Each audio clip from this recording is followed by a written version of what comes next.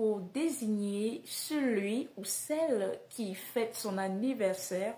On parlera d'un ou d'une jubilaire.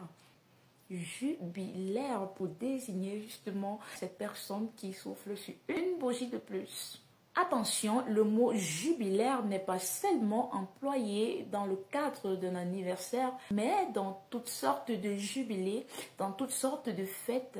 Donc, lorsque vous voulez désigner celui ou celle qui est à l'honneur de la cérémonie, vous pouvez parler d'un ou d'une jubilaire. Autre chose à présent, alors un orphelin ou une orpheline, disons-le comme ça, est celui ou celle qui a perdu un ou deux parents.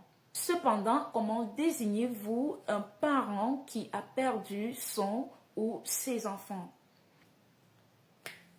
Vous savez, très souvent, on parle des orphelins, des orphelines, mais on emploie très difficilement ou alors très rarement le mot ou alors les mots qui qualifient un parent qui a perdu son ou ses enfants. Comment le qualifiez-vous? Comment le désignez-vous? Les mots mamange et parange que voici permettent justement de désigner ce parent qui a perdu son ou ses enfants.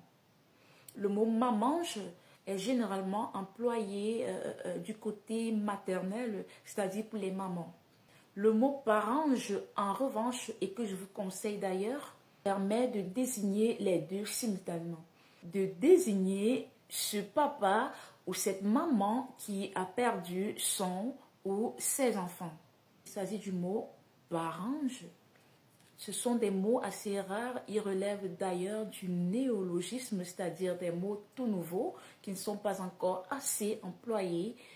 Mais je vous conseille d'utiliser ce mot si jamais vous avez envie de désigner ce papa ou cette maman qui a perdu son gosse. Voilà. Allez, c'était La Fortune Charisma, votre facilitatrice en matière de vocabulaire. Merci de t'abonner, de liker et de partager.